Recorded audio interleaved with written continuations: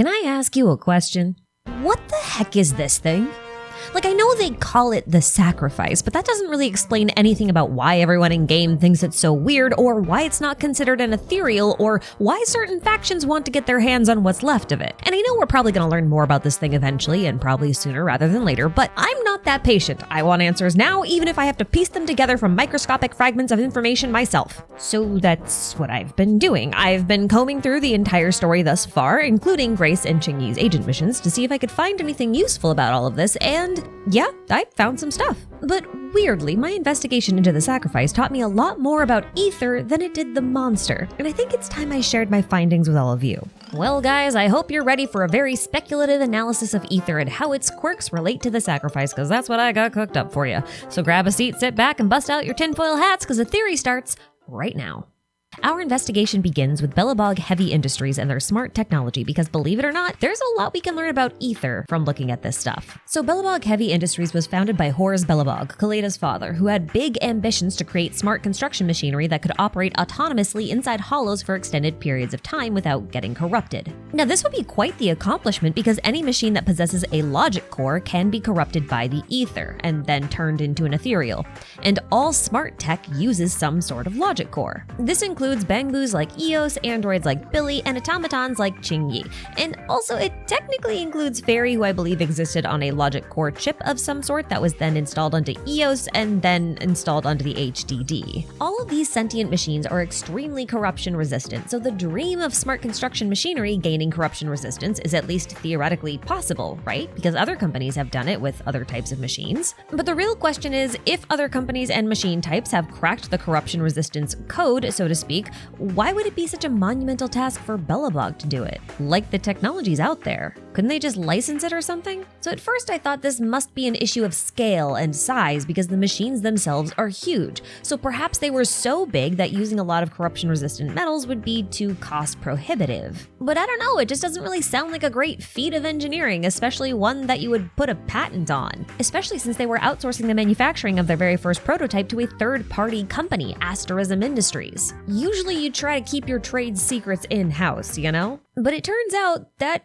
is what Belobog did. They did manufacture their proprietary stuff in-house, but the only thing that was proprietary that we know of is the logic core. The brain of a smart machine, the part that holds the artificial intelligence part of the machinery. So if they manufactured the logic core in-house and it's proprietary and patented, and it's also that special something that allows Belobog to operate heavy machinery in the hollows autonomously for extended periods of time, then the logic core must be the thing that required ether resistance, right? But even that doesn't really make all that much sense because logic cores also appear to be mass-produced, again, by third parties. And to a degree, you can take logic cores from Belobog's machinery and put them into other machines, like they're totally compatible. So I don't think there's anything particularly different about their hardware, but there could be something quite different about their software. In other words, it's not the chips that get corrupted, it's the software, the code, the data that is on the chip that gets corrupted. And this is probably one of the reasons why analog technology is so popular in New Eridu.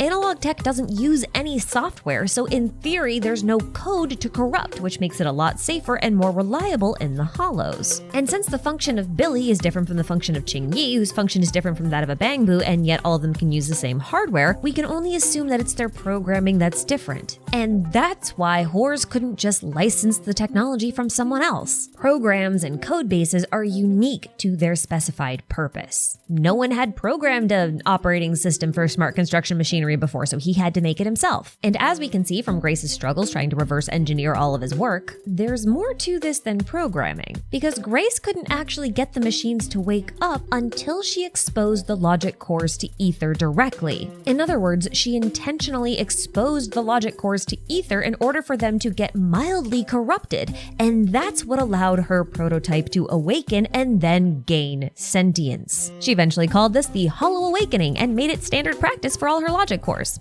But this is the super weird part. Like, why does her codebase and Horus's codebase require ether exposure in order to work? Is the ether actually contributing something? And if it is, does that mean that we don't actually understand what's happening when someone gets corrupted by ether? Well, I think that might be the case.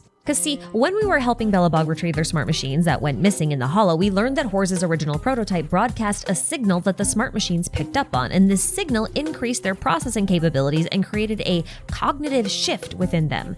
This was described as a sort of evolutionary process or an awakening, not unlike how Grace awakens her AIs when she installs their logic cores. And that got me wondering, if a smart machine needs ether exposure in order to awaken, but can also increase their computing power just by getting a new data package installed, then you've got to wonder if ether isn't so much a type of radioactive phenomenon like we've kind of been, or at least I've been thinking about it as, but more of a data-driven phenomenon. Like maybe ether is just raw data, and exposure to that data causes it to be absorbed into the logic core or the brain. Because if that's the case, then the reason why a logic core might need ether exposure in order to awaken might be because the ether data is filling in the gaps in the logic core's programming, and the more compatible your logic core's code is with the etheric data, the better resistance to corruption it has. I would also like to take this opportunity to point out that Grace's teacher seems to be the same person from the Where the Miracle Began lore teaser. You know, the guy who was presented alongside the 4 key AIs, Fairy, Ghost, Jinn, and Yokai.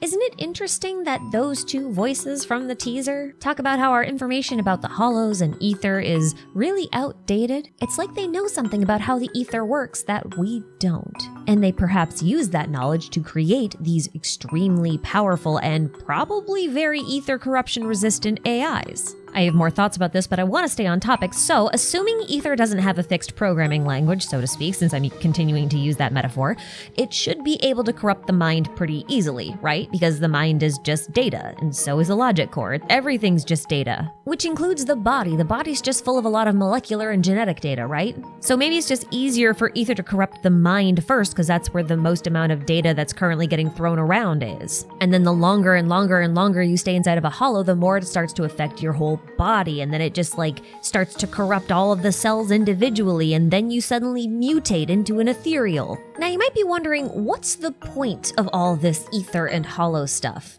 Usually when nature comes up with something, it has a purpose, right? Even the stuff you don't understand, like mosquitoes, they all have a reason for existing. Everyone is a little tiny gear in the clockwork machine that runs the universe. So if you do a little digging, you'll find out exactly what ether and the hollow's purpose is. So in Chinese, hollows are actually called Kongdong, which literally translates into sky hole or hollow, which seems pretty straightforward, right? No information to glean here. Except there kind of is, because Kongdong is also another name for Hundun, which is a, quote, primordial faceless being that is found in Chinese mythology, often equated with the primordial chaos and or the cosmic egg from which the world was created. And this isn't something unique to Chinese mythology, it's found in all sorts of different mythologies from all around the world, notably Greek. And I mention Greek specifically because in classical Greek science, ether is the primordial chaos energy from which everything was created. And it's also referred to in similar terms as the hollows are. So if a hollow is a sky hole, well, ether is also referred to in terms of air and sky. What's more, Professor Archie, the founder of the Helios Research Institute, which created the hollow deep dive system that Phaethon uses, is named after the concept of Archie, which is the exact same concept as ether, just in a philosophical context rather than a scientific one, but both are still Greek. Archie basically means the first principle, and it's the thing from which everything else is derived from, just like how all things emerge from the ether. You can think of them and the Kongdong as the origin or source material of the entire universe,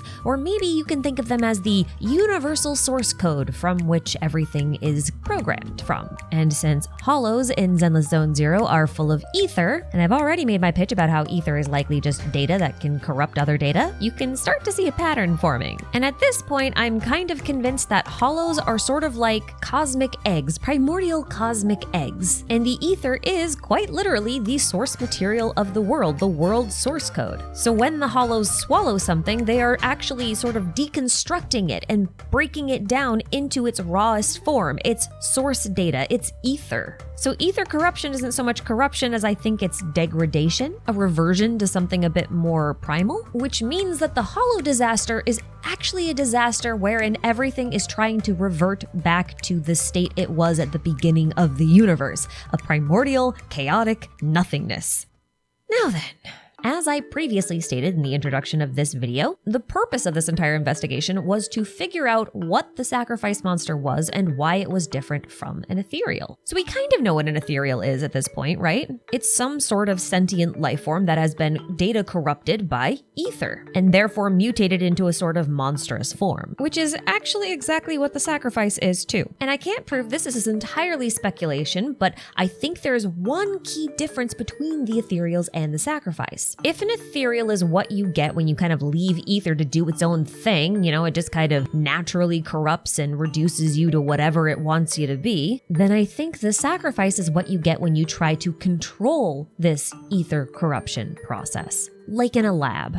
Basically, what I'm suggesting is that someone took an unknown human male and exposed them to ether in a controlled environment to see if they could use the ether to intentionally change that man's body and mind. And I think the reason they wanted to do this is because the entire world is on the brink of collapse. The hollows are probably going to swallow everything eventually anyway. They're just sort of delaying the inevitable. But if you could control the ether corruption process, it's possible that you could sort of force humans to evolve in such a way that they could maintain their sanity and their humanity, even in a somewhat monstrous form. Then you wouldn't have to fight against the hollows. They would just become your new home. So I think it's very possible that this was done with decent intentions at first, but I don't think that Sarah's faction, the faction that actually wants the remains of this monster, has the same good intentions. See, when Phaethon came into contact with the sacrifice through Eos, there was a sort of glitch in the system that happened, and this glitch caused Phaethon's eyes to ache.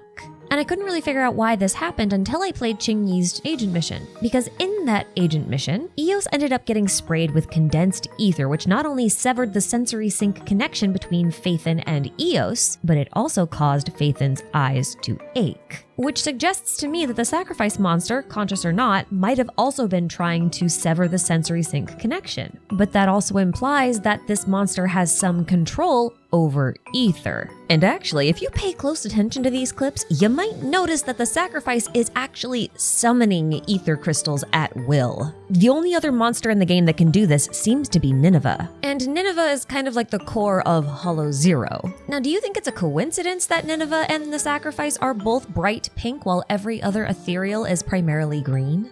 Seems like there's a possibility for them to have a deeper connection. So stop and think about this for a second. If you could control the ether mutation process, you just might end up with a whole new evolutionary line of humans that can actually control ether at will. Can you imagine what it would be like to have a person who could actually control like the primordial chaos substance that forms everything? You'd essentially have access to unlimited power. And that alone is a terrifying prospect, but we also have to keep in mind that Horus encountered this sacrifice the night before the old capital was swallowed by Hollow Zero. And what I'm wondering is if the sacrifice might have triggered some kind of instability within the hollows that created a ripple effect that led back to the mother hollow, Hollow Zero. Because all hollows are technically connected back to Hollow Zero via spatial fissures because they're all technically companion hollows of Hollow Zero.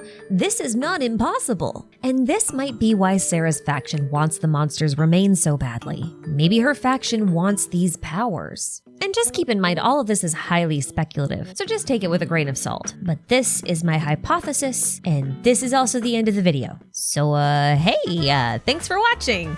This was originally actually planned as a recap video, but I decided I don't like making recap videos anymore, and I don't really think they're helpful, so I decided to analyze the story thus far and see if I couldn't find a theory in it instead. Now, because this was originally supposed to be a recap video, there's a couple of things I want to mention that just don't fit in this theory, but I think are important to notice. So you know how there's this mole in public security? Well, I'm pretty sure that the mole is Inspector Bringer, which is why the writers keep pushing this idea that he's not trustworthy on us. And I say this because the voice that Sarah talks to over the phone after she meets with Perlman sounds a lot like Bringer. I know that's not a lot to work on, but the voice that we hear on the other end of the external memory chip that we recovered from Bellabog's prototype that Rain decoded also kind of sounds like Bringer. And I am absolutely dying to know more, but we're just gonna have to wait for the next version, so I'm gonna sign off. A special thanks to all my channel members for supporting all of my nonsense, and a big shout out to Azrael Vanity for helping me fact check my Zenless work, and also for being cool. I'm gonna link to his channel down in the description. And once again, a huge thanks to you for watching. Take care of yourselves out there, and I'll see you next time.